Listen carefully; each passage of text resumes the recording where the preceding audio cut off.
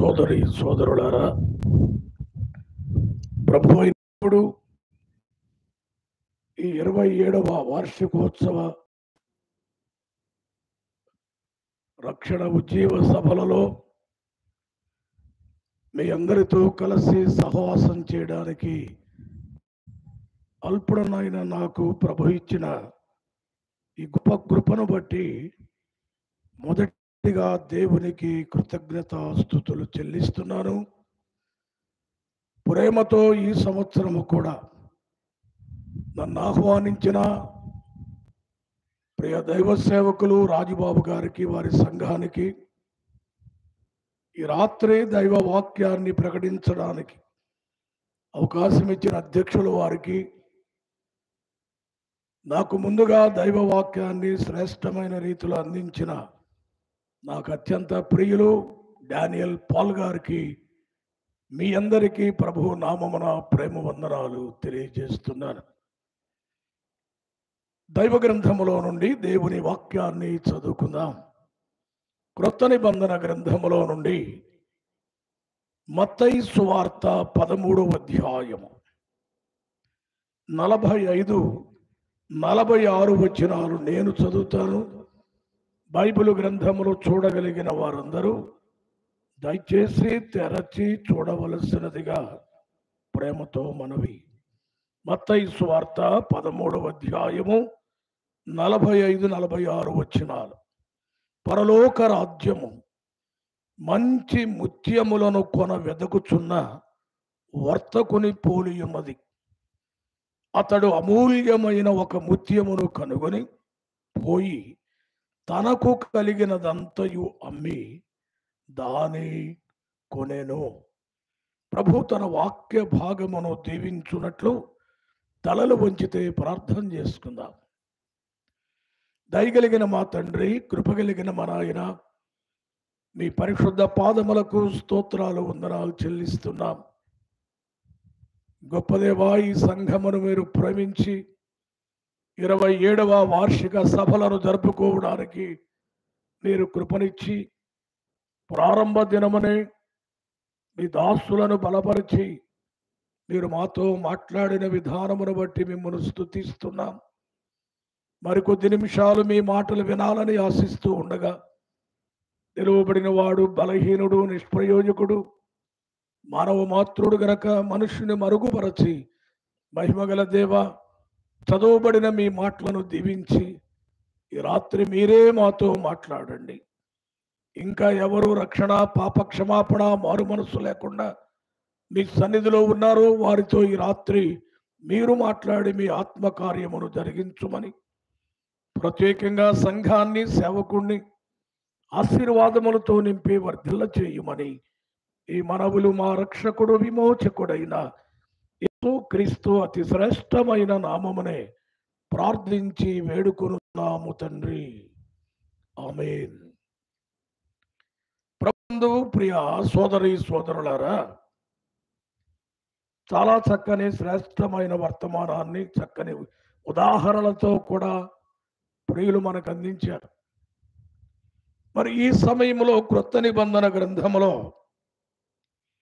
మత్తయి సువార్త 13వ అధ్యాయము 45-46 వచనాలను చదువుకున్నాం. మన ప్రభు అయిన యేసుక్రీస్తు వారు 2000 సంవత్సరాలకు పూర్వము ఆయన సశరీరుడుగా ఈ లోకములో జన్మించి పాప పరిహారార్థమై రక్షణ కార్యమును జరిగించడానికి లూకా సువార్త 8వ అధ్యాయం ప్రకారం ప్రతి పట్టణములో, ప్రతి గ్రామములో ఆయన సంచారము చేస్తున్నాడు, స్వార్థను ప్రకటిస్తున్నాడు. అద్భుతాలు, మహత్కార్యాలు, స్వస్థతలు, సూచక్రియలు చేస్తూ తన దైవత్వాన్ని రుజువుపరుచుకుంటూ ఉన్నాడు. అదే సమయంలో దివ్యమైన బోధలు ఆయన చేసేవాడు. యేసుక్రీస్తు ప్రభువారు మాట్లాడుతూ ఉంటే ఆనాటి ప్రజానీకము ఆయన మాటలు వినడానికి అరణ్యములోకి వచ్చేవారు. ఆయన బోధ వినడానికి కొండలలోకి వచ్చేవారు. ఆయన మాటల కొరకు ఉదయాన్నే మందిరములోనికి వచ్చేవారు. ఆయన మాట్లాడుతుంటే ఆ మధురమైన మాటలకు సమయాన్ని మర్చిపోయేవారు, ఆకలిని మర్చిపోయేవారు, తాము ఎక్కడున్నారో ప్రదేశాన్ని కూడా మర్చిపోయేవారు. అలాంటి మధురమైన సంగతులను యేసుక్రీస్తు ప్రభువారు బోధించేవారు. యేసుక్రీస్తు ప్రభువు బోధిస్తూ ఉంటే ఎవరైనా నాకు అర్థం కాలేదనేవారు లేరు. ఇదేమిటండి విసిగించాడు అనేవారు లేరు. అది ఆయన బోధ. ఆయన బోధా విధానం చూస్తే మనకు ఆయనకు చాలా తేడా ఉంది. మనం అనుకుంటాం మనం బోధించేది బ్రహ్మాండం, ఇదే అసలు పద్ధతి, తిరుగులేదు మన ప్రసంగాలకి అనుకుంటాం మనం. యేసుక్రీస్తు ప్రభువు ఎలా బోధిస్తాడు అంటే, ఇప్పుడు మనం చదివిన మత్తయి సువార్త 13వ అధ్యాయంలో ఉపమానముల ద్వారా బోధిస్తాడు ఆయన. అది మనం చదివిన వాక్య భాగం అదే. 45-46 వచనాలలో మంచి ముత్యములను గూర్చిన ఉపమానం ప్రభువు చెప్పారు. యేసుక్రీస్తు ఎలా బోధిస్తాడు అంటే అక్కడే చూడండి. మత్తయి సువార్త 13వ అధ్యాయములో 35వ వచనాన్ని చదువుదాం. యేసు ఈ సంగతులన్నిటినీ జనసమూహములకు ఉపమాన రీతిగా బోధించెను. ఉపమానము లేక వారికేమీ బోధింపలేదు. చూచరా, యేసుక్రీస్తు ప్రభువారు ఉపమానము లేకుండా బోధించేవాడు కాదు అంట. ఎందుకు ఉపమానముతో బోధిస్తాడు అంటే, పరలోక రాజ్యం యొక్క సంగతులను ఉన్నవి ఉన్నట్టుగా బోధిస్తే ఈ మట్టి బుర్రలమైన మనకు అర్థం కాదు కనుక పరలోక సంగతులను భూలోకములో ఉన్న వాటితో, అంటే మనకు తెలిసిన వాటితో పోల్చి ఉపమాన రీతిగా ఆయన బోధించేవాడు. అందుకే మాకు అర్థం కాలేదనేవాడు ఎవడు చరిత్రలో కనపడు ఆయన బోధలకు. ఆయన చెప్పిన ఉపమానాలు చాలా ఉన్నాయి, కానీ ఈ రాత్రి ఒక ఉపమానాన్ని మనం చదువుకున్నాం. అదేంటో 45వ వచనం చదవండి. మరియు పరలోక రాజ్యము మంచి ముత్యములను కొన వెదకుచున్న వర్తకుని పోలి ఉన్నది అన్నాడు. చెప్పినవాడు యేసుక్రీస్తు ప్రభువే. పరలోక రాజ్యము ఎలా ఉంటుందో తెలియాలి అంటే ఇక్కడ ఒక రకమైన ఉదాహరణతో ఆయన పోలుస్తున్నాడు. పరలోక రాజ్యము మంచి ముత్యములను కొన వెదకుచున్న వర్తకుని పోలి ఉన్నది అన్నాడు. ఇందులో ముత్యాల ప్రస్తావన ఉంది. ముత్యాలంటే ఇష్టం అంటారా కాదంటారండి? ఏమనుకోనులేండి. ఏమండి, ఎన్ని అనుకున్నా అండి, కొంచెం ఒక ముత్యాల దండు ఉంటే బాగుండు కదా అంటారా లేదా? అనకపోయినా అనుకుంటారా లేదా? అనుకుంటారు. తప్పేం కాదు అది. అందుకే ప్రభు ముత్యాలను గురించి రాత్రి మాట్లాడుతున్నాడు. మీకు ముత్యాలు కావాలి మంచివి అంటే, లేదు డూప్లికేట్ అయినా పర్వాలేదంటే, అసలు మనకు మంచి ఎక్కడో దొరుకుతులే, సరుకంతా డూప్లికేటే మంది. వాటిని చూసుకొని అసలు చూసారా ఒరిజినల్ ఈ సరుకు మీకు తెలియదు అంటాం మనం. హైదరాబాద్ చార్మినార్ దగ్గరికి వెళితే ముత్యాలు దొరుకుతాయి. అక్కడ వాళ్ళని మీరు అడిగితే అంటాడు మంచివి కావాలా డూప్లికేట్ కావాలా అంటాడు. ఎందుకంటే మేము వెళ్ళాం. ఈ వర్తమానాలను బట్టి ఊరికే వెళ్ళిన చోట ఎంక్వైరీ చేస్తుంటాం. వారు అన్నారు మంచి కావాలంటే ఈ వైపు షాపులోనికి రండి, డూప్లికేట్ కావాలంటే ఈ వైపుకి రండి అంటున్నాడు.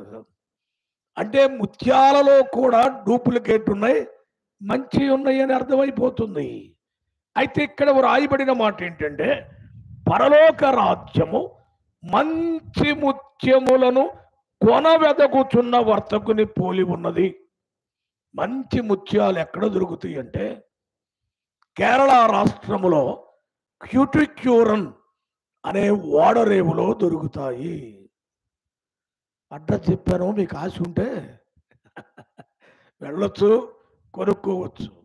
ఒరిజినల్ క్యూటిక్యూరన్ ఓడరేవులో దొరుకుతాయి కేరళలో. అయితే ఈ రాత్రి ఎక్కడ దొరుకుతాయో దేవుడు చెప్తాడు, అది చాలా గొప్పగా ఉంటుంది. మరలా చదువుదాం. పరలోక రాజ్యము మంచి ముత్యములను కొనబెదకుచున్న వర్తకుడు ఉన్నది. ఇక్కడికి విడగొడతాను ఈ వాక్యాన్ని. వర్తకుడు అనే మాట కనబడుతుంది, మంచి ముత్యములు అనే మాట కనబడుతుంది. ఇంకా మనం చదివితే వెదకుచున్న అనే మాట కనబడుతుంది. ఇంకా మనం చూస్తే అమూల్యమైన ముత్యం ఒకటి ఉందని కనబడుతుంది. ఆయన దానిని కనుగొన్నాడు, దాని కొరకు తనకు కలిగినదంతయు అమ్మేశాడు, దానిని కొన్నాడు అని వచనాలు చిన్నవే కానీ లోతైన భావముతో యేసు ప్రభువు మాట్లాడాడు. ఇప్పుడు నేను మీకు మనవి చేస్తూ ఉన్నాను, వర్తకుడు ఎవరు అంటే ఆయన మన ప్రభు అయిన యేసు క్రీస్తుకు సూచన. ముత్యాలు ఎక్కడ దొరుకుతాయి అంటే, అసలు ముత్యాలు తయారయ్యే విధానం తెలుసా అండి? తెలీదా? కానీ అసలు ముత్యాలు ఒరిజినల్గా ముత్యం తయారు ఎక్కడంటే సముద్రంలో తయారవుతాయి. ఈ ముత్యాలకు సంబంధించిన ఒక జీవి ఆలు చిప్పలాగా ఉంటుంది. సముద్రపు అడుగు బాగానే ఉంటుంది. అదేమో అందం సందం ఉండదు. అదొక నీసు జీవి, అదేమి సొగసయింది కాదు. కానీ ఒక సీజన్ అనేది వస్తుంది. ఏ సీజన్ అంటే నేను చెప్తే మీకు అర్థం అవుద్ది. స్వాతి చినుకులు అంటారు. ఏ చినుకులు? ఏమండి, నేను చెప్పానుగా, మీకేం భయం? స్వాతి చినుకులు అంటే స్వాతి కార్తెలో చినుకులు పడతాయి. ఆ చినుకులు పడే సమయంలో నేను చెప్పిన సముద్రపు అడుగు భాగమునున్న ఈ నీసు జీవి, అదొక ఆలు చెప్ప. ఆ జీవి ఏం చేస్తుంది అంటే ఆ సీజన్లో సముద్రపు పైకి వస్తుంది. పైకొచ్చి ఏం చేస్తుంది అంటే నోరు అలా తెరుచుకుంటుంది. ఎందుకు తెరుచుకుంటుంది అంటే పడుతున్న స్వాతి చినుకులను మృంగడానికి. అర్థమవుతుందండి? శాస్త్రం అంతా బైబిల్లో ఉందండి. ముత్యము తయారు కావాలి అంటే ఎంత ప్రాసెస్ అంటే విధానం ఉందో మనం చూడాలి. నీసు జీవి స్వాతి సీజన్లో సముద్రపు పైభాగానికి వచ్చి నోరు తెరచి ఆ చినుకులను అది మృంగుతుంది, ఆస్వాదిస్తుంది. ఎప్పుడైతే ఆ చినుకులు దానిలోకి పడ్డాయో ఒక రకమైన దురద, ఒక రకమైన బాధ, తట్టుకోలేని స్థితి ఆ జీవికి ఏర్పడి అది ఏం చేస్తుంది అంటే ఆ చిప్పలోనే ఆ దురదకు తట్టుకోలేక దానికి రుద్దుకుంటూ ఉంటుంది. రుద్దుకుంటూ రుద్దుకుంటూ రుద్దుకుంటూ రుద్దుకుంటూ రుద్దుకుంటూ చివరికి అది చనిపోద్ది. అలా చనిపోయిన జీవే ఆ రుద్దుకున్నదే ఏమవుద్దో తెలుసా అండి? ముత్యమవుద్ది. ఆ ముత్యము తయారు కావాలి అంటే టైం కూడా చెప్తాను. 7 సంవత్సరాల కాలం పడుతుంది ముత్యం తయారు కావాలంటే. మన దగ్గరికి వచ్చేయని పిచ్చి ముత్యాలు మిషన్లో తయారు చేసేయి. ఒరిజినల్ ముత్యం తయారు కావాలి అంటే 7 సంవత్సరాల కాలం పడుతుంది సముద్రంలో. అందుకే సముద్రపు అడుగు భాగానికి పోయి ఆక్సిజన్ తీసుకొని వెళ్ళి ముత్యాలు వేటాడుకొని తెస్తుంటారు. డిస్కవరీ ఛానల్లో ఇవన్నీ చూపెడుతుంటారు, కావాలంటే చూడండి. యేసు క్రీస్తు ప్రభువారు ఆయనకి ఏవి కావాలని ఈ లోకానికి వచ్చాడు? ఆయనకు కూడా ముత్యాలు కావాలంట. ఎలా వచ్చాడు అంటే వర్తకుడుగా వచ్చాడు. వర్తకుడుగా వచ్చి ఏం చేస్తాడు అంటే ఎక్కడ ఉన్నాయి మంచి ముత్యం, ఎక్కడ దొరుకుతుంది ముఖ్యం అని ఈ లోకంలో ఎతుకుతున్నాడు. ఈ లోకం పేరేంటి? యెషయా గ్రంథములో యెషయా అన్నాడు, భక్తిహీనులు కదులుచున్న సముద్రము వంటి వారు అన్నాడు. మనము నేడు ఉన్న లోకమే సముద్రానికి సూచన. ఇది జన సముద్రం. తూర్పునున్నదేమో నీళ్ల సముద్రం, మందేమో జన సముద్రం. యేసుక్రీస్తు ప్రభువారు వర్తకుడుగా ఈ లోకానికి వచ్చాడు. దేనికంటే ముత్యములను వెదకడానికి, ఆ ముత్యములను కొనడానికి ఆయన వచ్చాడు. ఈ సత్యాన్ని మనం జాగ్రత్తగా గమనించాలి. అయితే ఇందులో దేవుడి రాత్రి మనకు నేర్పే పాఠం ఏంటంటే, ముత్యాల కోసం వెతుకుతూ ఉన్నాడు ఆయన. ఎక్కడికి వచ్చి? సముద్రాన్ని, అంటే ఈ లోకమనే సముద్రానికి వచ్చి వెతుకుతున్నాడు. లూకా సువార్త 19వ అధ్యాయము 10వ వచనములో ప్రభు ఎందుకు వచ్చాడో వ్రాయబడింది. లూకా సువార్త 19వ అధ్యాయము 10వ వచనము, నశించిన దానిని వెదకి రక్షించుటకు మనుష్య కుమారుడు లోకమునకు వచ్చెను. యేసుక్రీస్తు ప్రభు ఎందుకు వచ్చాడు? నశించిన దానిని వెదికి రక్షించడానికి. ఈ రాత్రి నేను మనము చేస్తున్నాను. ఆయన వెతుకుతూ వెతుకుతూ ఇప్పుడు ఎక్కడికి వచ్చాడు? ఏమండి? శారదాపురికి వచ్చాడు. ఈ రాత్రి ఆయన వెతుకుతున్నాడు. ఈ కూటములోనికి వచ్చి మన వైపు చూస్తూ. అర్థమైందా అండి? మీటింగ్కి వచ్చావని నీవు అనుకుంటున్నావు, కానీ నిన్న ఆయన వెతకడానికి నీ కోసం ఇక్కడికి వచ్చాడు. కూటానికి వచ్చానని నీవు అనుకుంటున్నావు, కానీ నీవు ఆయన కావాలని ఆయన కోరుకుంటూ వచ్చాడు ఇక్కడికి. కూటానికి వచ్చానులే వాక్యం విందామని అనుకుంటున్నావు, కానీ ఆయన నిన్ను కొనడానికి ఈ రాత్రి ఇక్కడికి వచ్చాడు అనే సత్యాన్ని వాక్యము ద్వారా నేను మీకు తెలియచేస్తున్నాను. యోహాను సువార్త 15వ అధ్యాయము 16వ వచనాన్ని చదువుదాం. యోహాను సువార్త 15వ అధ్యాయము 16వ వచనము, మీరు నన్ను ఏర్పరచుకొనలేదు, మీరు నా పేరట తండ్రిని ఏమి అడుగుదురో అది ఆయన మీకు అనుగ్రహించును. మీరు వెళ్ళి ఫలించుటకును మీ ఫలము నిలిచియుండుటకును నేను మిమ్మును ఏర్పరచుకుంటుని. రాత్రి చూడండి, ఎందుకు యేసుక్రీస్తు ప్రభు వెతుకుతున్నాడు? ఏర్పాటు చేసుకుంటున్నాడు ఆయన. నిన్ను ఏర్పాటు చేసుకునే ఆయన నీ కొరకే ఈ కూడికలు ఏర్పాటు చేశాడండి. అందుకే ఈ ఉపమానములో మాట్లాడుతున్నాడు.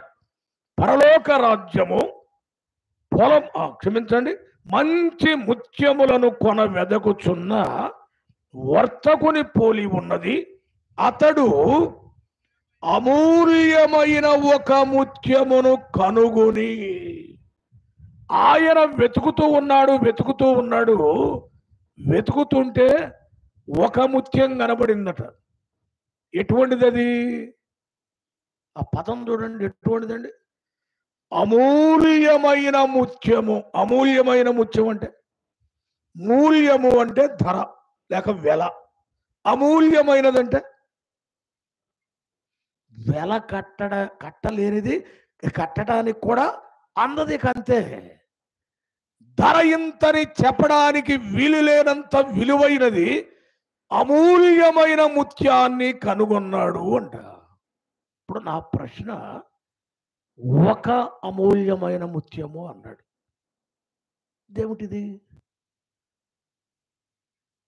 ముత్యాలు కొనాలని వచ్చాడని ముందుంది. తర్వాత తీరా దేని కనుగొన్నాడు? ఒకదానిని కనుగొన్నాడు. అది అమూల్యమైన ముత్యము అన్నాడు. ఏమిటి ముత్యం? ఎవరి ముత్యం అంటే, ఈ రాత్రి నీవే ఆ అమూల్యమైన ముత్యం. ఆయన నిన్ను చూస్తున్నాడు. ఆయన చూపులో, ఆయన హృదయంలో, ఆయన ఉద్దేశంలో, ఆయన మనస్సులో నీవు అమూల్యమైన ముత్యంగా కనబడుతున్నావు. ఈ రాత్రి నిన్ను కనుగొంటున్నాడండి. ఈ సంగతి నీకు తెలియదు, ఈ సంగతి నీవు ఆలోచన చేయలేదు. కానీ ఈ రాత్రి ఆయన నీ గురించి ఆలోచన చేస్తున్నాడు. అమూల్యమైన ముత్యము. ఒకవేళ ఎలా చెబుతానొచ్చు, ఇదేమిటండి, మనం ఎట్లా అమూల్యమైన వారమండి, మన స్థితి ఏమిటి, మన జీవితం ఏంటి? అవును, వాస్తవమే. ఒకప్పుడు మన స్థితి ఏమిటి? రోమా పత్రిక 5వ అధ్యాయము 10వ వచనాన్ని చదువుదాం. రోమా పత్రిక 5వ అధ్యాయము 10వ వచనము. ఏలయనగా మనము శత్రువులమై ఉండగా ఆ ఆ ఆ ఆ మనకు అవసరమైన మాట ఒకటి ఉందండి. ఏలయనగా శత్రువులమై ఉండగా ఆయన కుమారుని మరణం ద్వారా చాలండి. ఇక్కడ మీరు జాగ్రత్తగా గమనించాలి. మన క్వాలిఫికేషన్స్ అన్ని ఉన్నాయి. మనము శత్రువులమై ఉండగా అనుంది. అసలు వాస్తవానికి రోమాపత్రిక 5వ అధ్యాయం మొదటి నుంచి చదివితే మనము బలహీనులమై ఉండగా అంటాడు పౌలు. రెండవది మనము భక్తిహీనులమై ఉండగా అన్నాడు. మూడవది మనము పాపులమై ఉండగా అంటాడు. నాలుగవది మనము శత్రువులమై ఉండగా అంటాడు. ఇలా చెప్పుకుంటూ పోతే మనము చచ్చిన వారమై ఉండగా అంటాడు. ఒకటన్నా మంచిది ఉందండి? బలహీనులము అన్నాడు. మనుషులు చూడడానికి బలంగా ఉంటారు, కానీ దేవుని నమ్మడానికి మాత్రం మనసు రాదు. బలహీనులు. సందాలు ఇస్తాం, చప్పట్లు కొడతాం, పాటలు పాడతాం, కానీ హృదయాలు మాత్రం దేవునికి బలహీనులం. ఎన్ని సంవత్సరాలైనా కూటాలకు వస్తాం, ఎన్నిసార్లైనా వాక్యం వింటాం, బలహీనులము. రెండవది మనం చూస్తే భక్తిహీనులము అన్నాడు. భక్తిహీనులు అంటే వాళ్ళు ఎట్టుంటారు? బైబిళ్ళు ఉంటాయి, కీర్తన పుస్తకాలు ఉంటాయి, ఉపవాసాలు ఉంటాయి, పండుగలు ఉంటాయి, ఆచారాలు ఉంటాయి, కానీ ఏముండదు? సరైన భక్తి ఉండదు. భక్తిహీనులం. పైకి మాత్రమే బైబిల్ అంటుంది, పైకి భక్తి గల వారి వలె ఉండి దాని శక్తిని ఆశ్రయింపని వారు అన్నాడు. ఎంతకాలం నుంచి నామకార్థ జీవితంలో ఉన్నాం, ఎన్నేళ్ల నుంచి భక్తి వేషధారణలో ఉన్నాం, ఇప్పటి వరకు వేషధారణ గురించే విన్నాం. ఈ రాత్రి అది విడిచిపెట్టాలి. మనం నిజమైన భక్తిలోనికి రావాలి, భక్తులుగా మార్చబడాలి. మనం ఇంకా పాపులమై ఉండగా అంటాడంటే పాపస్థితిలో ఉన్న మనలను యేసయ్య వెతుకుతున్నాడు.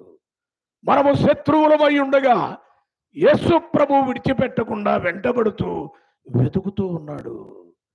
ఇలాంటి సరుకు ఎట్లా అమూల్యమైన వారు అవుతామండి? అవుతావా? అవుతాం. ఇందాక నేను మీకు మనవి చేశాను, మంచి ముత్యము సముద్రములో ఎలా తయారవుతుంది అంటే ముందు దాని పూర్వస్థితి ఎలాంటిది? ఒక నీసు గవ్వ. ఎవరు ఇష్టపడరు దాన్ని. మామూలుగా చూస్తే దాని వాసన ఎవరికి ఇష్టం ఉండదు. అదొక రకమైన నీసు గవ్వు. ఎవరికి ఇష్టం లేని స్థితిలో అది బతుకుతుంది. ఎక్కడో సముద్రపు అడుగు భాగమున చీకటిలో అగాధములో బ్రతుకుతున్నది. దాని పూర్వస్థితి అదే. ఈ రాత్రి మన స్థితి ఏదండి? అదే కదా. ఇంకా పాపములోనే ఉన్నారా?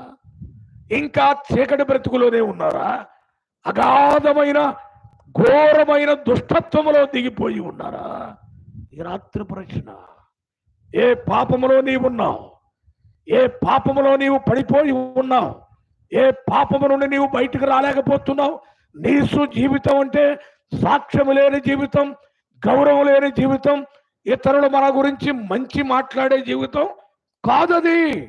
అదే మన పూర్వస్థితి. మీ మధ్య వాక్యం మాట్లాడుతున్నా నేను కూడా నా పూర్వస్థితి చాలా ఘోరమైనది. మా తండ్రి గారు గొప్ప దైవ సేవకుడు.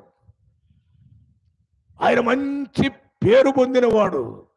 ఆయనకి ఎంత మంచి పేరుందో నాకంత చెడు పేరుంది. ప్రజలనేవారు ఆనందం అన్న కడుపున ఈ దుర్మార్గుడు పుట్టాడు, ఇడు పుట్టకపోతే బాగుండేది అనేవాళ్ళు.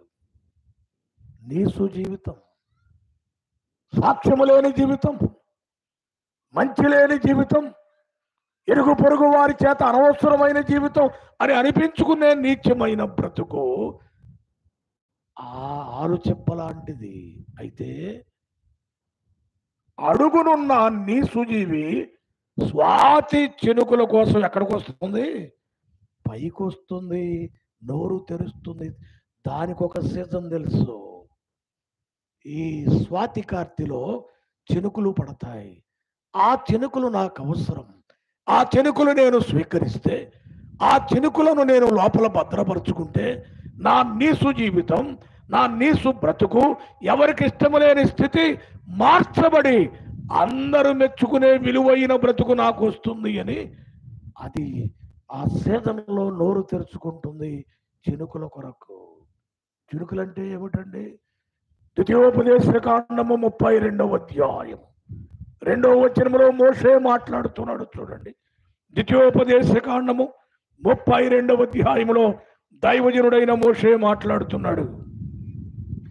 అదుగోండి, మోషే గారు అంటున్నాడు, నా ఉపదేశము వానవలే కురియును, నా వాక్యము మంచు వలెను, లేత గడ్డి మీద పడు చినుకుల వలెను, పచ్చిక మీద కురియు వర్షము వలెను ఉండును. ఏమండి, ఇప్పుడు చెప్పండి, చినుకులంటే ఏంటి? చినుకులంటే దేవుని వాక్యం. ఈ రాత్రి ఏం పడుతుంది? దేవుని వాక్యమే. ఈ బైబిల్ భాష ప్రకారం యవనాలు ఏం పడుతున్నాయి? చినుకులు పడుతున్నాయి. దేవుని వాక్యం అనే చినుకులను దేవుడు ఇద్దరు సేవకుల ద్వారా ఈ రాత్రి కురిపిస్తున్నాడు. చినుకులు పడుతున్నాయి. ఎవరి కోసమో తెలుసా?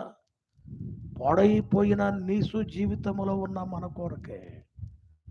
మన జీవితాలు మార్చబడడానికి ఈ రాత్రి ఈ వాక్యమనే చినుకులు పడుతూ ఉండగా, ఆ జీవి ఎలాగైతే తన నోరు తెరుచుకున్నదో అలాగున ఈ రాత్రి నీ హృదయాన్ని నీవు తెరిస్తే, ఈ రాత్రి నీ హృదయాన్ని దేవునికి అప్పగిస్తే, ఈ రాత్రి నీ హృదయంలో యేసయ్యను చేర్చుకోవడానికి నీవు ఇష్టపడితే, ఎంత ఘోరమైన జీవితంలో పాపములో నీవున్నా ఈ రాత్రి అమూల్యమైన ముత్యముగా చేస్తాడు ఆయన.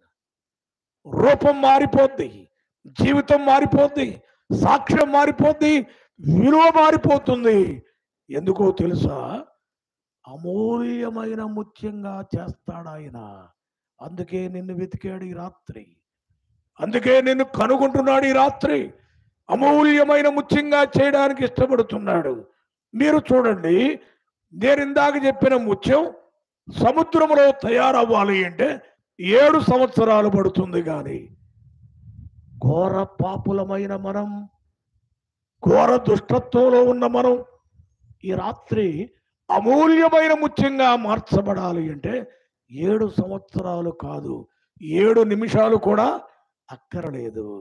యేసయ్యా, నేను పాపిని, ఈ రాత్రి నా హృదయాన్ని నీకు ఇస్తున్నాను ప్రభువా.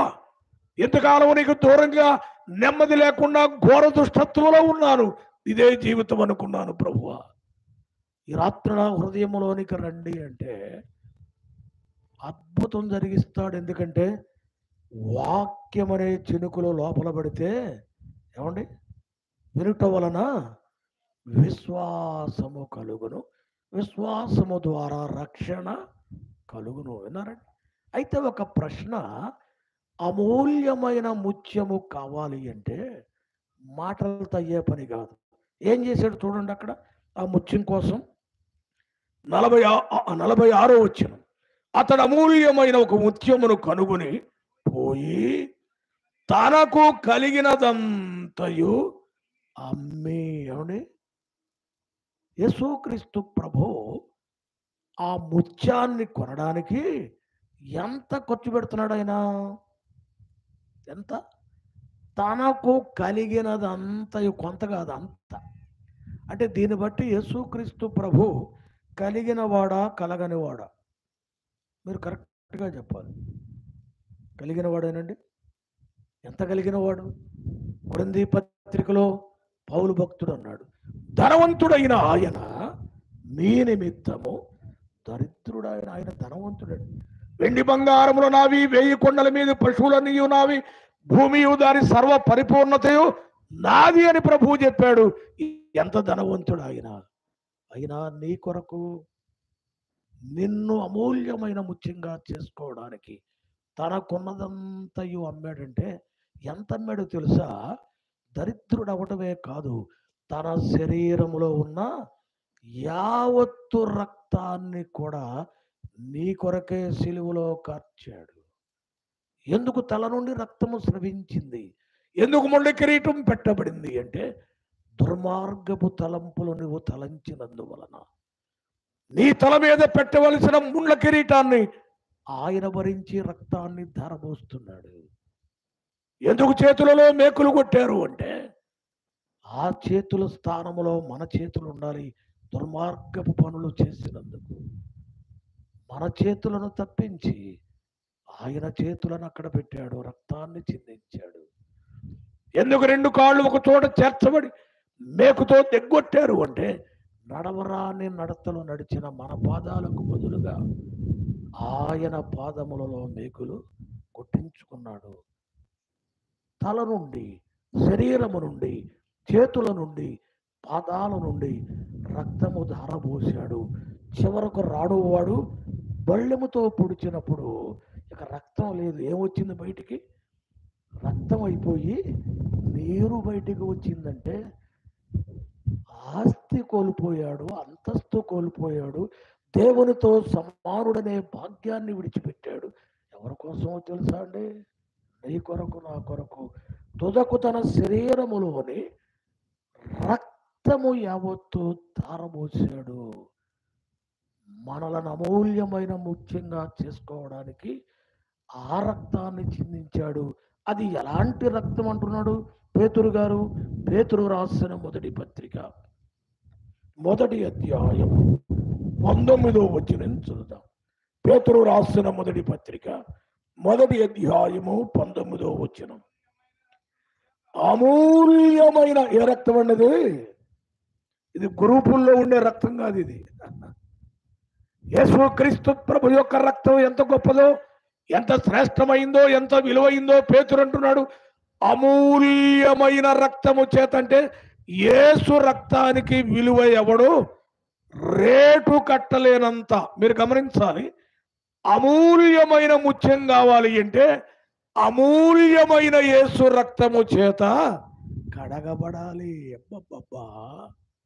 ఈ రాత్రి ఆ ప్రభు నిన్ను ఎంతగా ఎంచుతున్నాడండి. నిన్ను అమూల్యమైన ముత్యంగా చేసుకోవాలని ఆయన అమూల్యమైన రక్తాన్ని చిందించాడు. అందుకే కొరింథీ పత్రికలో పౌలు అన్నాడు, మీరు మీ సొత్తు కారు. ఎవరు? విలువ పెట్టి. ఎంత విలువ చెప్పలా అంటే అది లెక్కలకు అందే విలువ కాదు. ఎందుకంటే యేసయ్య అమూల్య రక్తదారుల చేత. ఈ రాత్రి నా వర్తమానాన్ని ముగించబోతున్నాను. వర్తకుడు మన ప్రభు అయిన యేసుక్రీస్తు ముత్యాలు కొనడానికి వచ్చాడు. అమూల్యమైన ముత్యాన్ని కనుగొన్నాడు. నీవే ఆ ముత్యానం. ఈ రాత్రి ఇదిగో ప్రభువా, నేను సిద్ధంగా ఉన్నాను, నా హృదయాన్ని నీకు ఇవ్వడానికి రెడీగా ఉన్నాను. ఆ జీవి ఎలాగున నోరు తెరిచి వాక్యాన్ని లేక నీటిని స్వీకరించిందో అలాగున నేను నీ మాటలను స్వీకరిస్తున్నాను. ఈ రాత్రి నా హృదయంలోనికి రండి.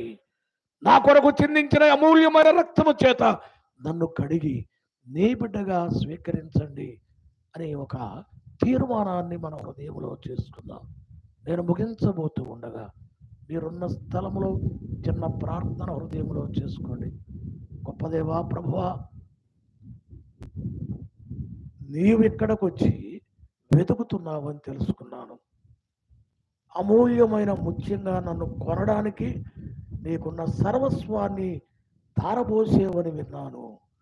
ఈ రాత్రి ప్రభువా, నన్ను మంచి ముఖ్యంగా అమూల్యమైన ముత్యంగా చేయడానికి నీవు ఇష్టపడుతున్నావు గనుక ఇదిగో నా హృదయాన్ని సమర్పిస్తున్నాను, అమూల్యమైన ముత్యముగా చేసి నన్ను పంపించు అని చిన్న ప్రార్థన మీ హృదయంలో చేసుకోండి. దేవుడు అద్భుతాన్ని జరిగిస్తాడు, అమూల్యమైన ముత్యముగా చేస్తాడు. తలలో వంచండి, ప్రార్థన చేద్దాం. ప్రార్థన అనంతరం ఒకవేళ ఎవరైనా యేసుక్రీస్తు ప్రభువుని రక్షకునిగా అంగీకరించడానికి ఇష్టపడితే తీర్మానం చేసుకుంటే తర్వాత రండి, మీ కొరకు ప్రార్థన చేద్దాం. దయగలిగిన మా తండ్రి, కృపగలిగిన మా నాయన, మీ పరిశుద్ధ పాదములకు స్తోత్రాలు వందనాలు చెల్లిస్తున్నాం. ఎంత గొప్ప దేవుడు, మా కోసం వెతుకుతున్నా నశించిపోతున్నాము, నీ సుజీవితంలో ఉన్న మమ్మలను కనుగొన్నారు. మా కొరకు మీకున్నదంతా ఖర్చు పెట్టారు. అమూల్యమైన ముత్యంగా చేయడానికి అమూల్యమైన రక్తాన్ని ధారపోసారు.